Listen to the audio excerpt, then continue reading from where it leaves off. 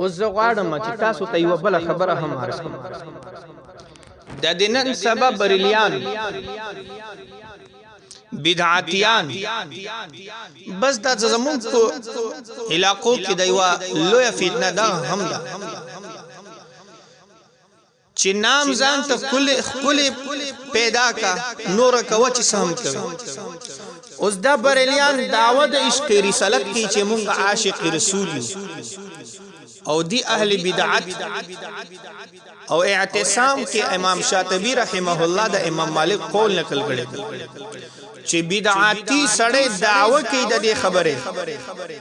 ان محمدن صلی الله علیه وسلم قد خان الرساله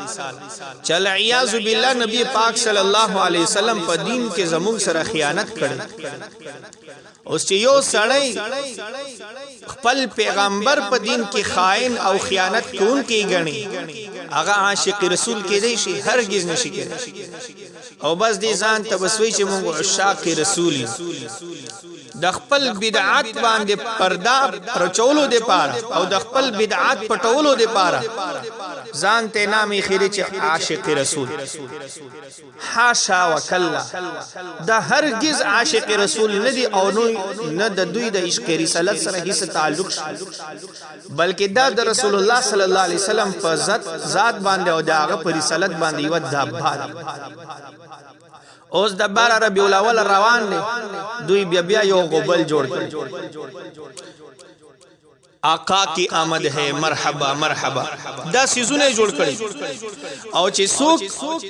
دا کار نه کوي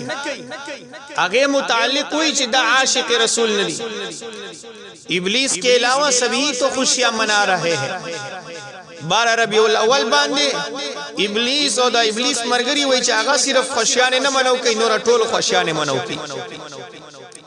نو موږ دا تپوس کو چې آیا حضرات صحابه کرام هم بلکې په خپل رسول الله صلی الله علیه وسلم هم په دې ورځ باندې خوشحالي منو کړي دا؟ آیا چرته یو تابعی او تبع تابع بل دلائل شرعیه هو سلور دی قرآن دی حدیث دی اجماع امت دی او قیاس د مجتهد. آیا چرته یو قرآن آیشته چې رسول الله صلی الله علیه وسلم ته صحابه او تعالی ارشاد حکم کړي چې تاسو د خپل رسول صلی الله علیه وسلم میلاد په 12 ربیع الاول باندې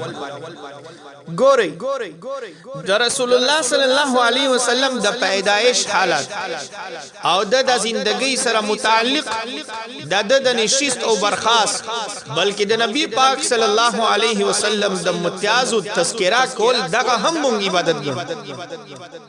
او هر کال په هر کال کې هر میاشت او په هر میاشت کې هر هفته او په هر هفته کې هر ورځ او په هر ورځ کې هر غنټه او په هر غنټه کې هر منټ او په هر منټ کې یو سکند مونږ دا وایو چې د نبی پاک صلی الله علیه وسلم د ولادت او بلکې د پیدایش نه مخکې د مور او د پلار حالات د خاندان حالات چې د نبی پاک صلی الله علیه وسلم د ذات سره ادنا تعلق وي، بلکې رسول الله صلی الله علیه وسلم خو ډیره اوچته هستی و چې د یو ادنا صحابي د ذات سره هم ادنا تعلق وي. د هغه سيزونو تذکرہ کول هم مونږ عبادت ګڼو. نو مونږ د میلاد النبی مخالفین کیدای شي، خو د میلاد النبی په یو ورځ سره خاص کول چې 12 ربیع الاول او په دې وخت باندې رسول الله پیدا شوی او په دې ورځ باندې مونږ ځکه خوشالیانه منو کوي او یو غوبل سره جوړ کړي په دې ورځ باندې نتونه وایو او خرافات بیانې دا جنډې لګي او قیام کوي او سس سيزونه کوي د خرافات بدعت دا نه چرته صحاباو کړي دي. او نه آیت پیش کی وي چې الله قران کې وایي فبذالک فلیفرحوا قل بفضل الله وبرحمته فبذالک فلیفرحوا. الله وایي چې د زما په فضل او د زما په رحمت باندې مسلمانانو تاسو خوشالي فرح منو کوي او پر رسول الله صلی الله علیه وسلم نه غټ بل فضل او رحمت د الله په مسلمانانو شته نه. نو لہذا مونږ خوشالي په منو. نو مونږ دوی ته په جواب کې وایو چې د فرح معنا دغه نه چې تاسو عید میلاد النبی منو کوي په 12 ربیع الاول او په دې ورځ کې تاسو خاص د دې لپاره استحباب قائلین د دې بدعت کچرته د فلیفرحوا منا دا غي چې الله مونږ ته وایي چې تاسو عید میلاد النبی منو کوی نو بل ځای کې الله وایي چې ان الله لا يحب الفرحين نو د دې معنا به هم به دغه کنه چې الله فرمایي چې زدا عید میلاد النبی منو کول ول سره محبت نکو فرح دې ته نه وای فرح دې ته وای چې د نبی سنت اختیار کا د نبی جمدون اختیار کا د نبی تذکره عام کا تاسو د بریلیان رجاری په ټول امت باندې د کفر فتوی ډیپټي نذیر احمد تیر شوه دی هغه یو کتاب لیکلو هغه کتاب کې سب بکواسات د حضرت امی عائشہ صدیقہ رضی الله تعالی عنها متعلق کړو نو هغه ته چاو ویل چې تا په خپل کتاب کې دی بیبي عائشہ رضی الله تعالی عنها خلاف بکواس کړی دی در باندې علما د کفر فتوی لګی هغه ورته ویل چې مجھے کچھ پروا نہیں کیونکہ ابھی تک کفر کے ہائی کورٹ سے بریل شریف سے فیصلہ نہیں آیا تر اوسه پورې وی چې ماته د دې خبره پروا نشته ځکه چې تر اوسه پورې د کفر چې کوم های کورټ احمد رضا خان علیه ما علی خلاص کړي دي هغه طرف نه فیصله نه درا ټول امت کافر قاسم نانوتوی صاحب کافر رشید احمد گنگوہی کافر حسین احمد مدنی کافر حکیم الامت اشرف علی تنوی کافر حرمین شریفین امامان کا دنیا کې دی مسلمانان دیتا عشق رسالت فرح دیتا وای چې تکینه د جمعات کې دی الله دی رسول سنت اپناو کا الله احکامات اپناو کا مسلمانوں کی مینا محبت غور کا دیتا خو نه وای کنه چې عید میلاد النبی او خرافات او د سب بلا سیز بیا وای واما بنعمت ربک فحدث چې الله وای چې تاسو د زمانه نعمتونو چې ما در باندې کړی دی هغه تاسو بیانوي ګورئ واما بنعمت ربك فحدث حدث د حکم رسول الله صلی الله علیه وسلم تر غلې دي واحد مذکر حاضر گرامر پر لحاظ سره صيغه ده الله خپل خوږ پیغمبر ته فرمایي چې د زمانه نعمتونه ته بیانوا نو کده نعمتونو بیانولو چرته مقصد او مطلب دغه چې ته عید میلاد النبی منو کوا نو رسول الله صلی الله علیه وسلم 63 سال جم دیو بیا د خپل نبوت په دور کې 23 کال دی جم دیو د چرته یو کال چې 12 ربیع الاول راغلی دی چرته صحابه او تویل دي راغلی د غوبل سره جوړه کوي هغه عید میلاد النبی آیا رسول الله صلی الله علیه وسلم په قران باندې عمل کون کینو بیا چرته صحابه او راغلی دي چاله ابو بکر صدیق یا خلفای راشدین یو امیر المؤمنین اعلان کړي چې ټول صحابه د 12 ربیع الاول باندې جمع کیږي او چې څوک په دې ورځ باندې خوشحالي نه کوي هغه ابلیس ته او هغه عاشق رسول نه دی هغه ګستاخ رسول له پلانې یارم خو ډېر حیرانی بیا وایي چې قران کې الله وایي یحیی علیہ السلام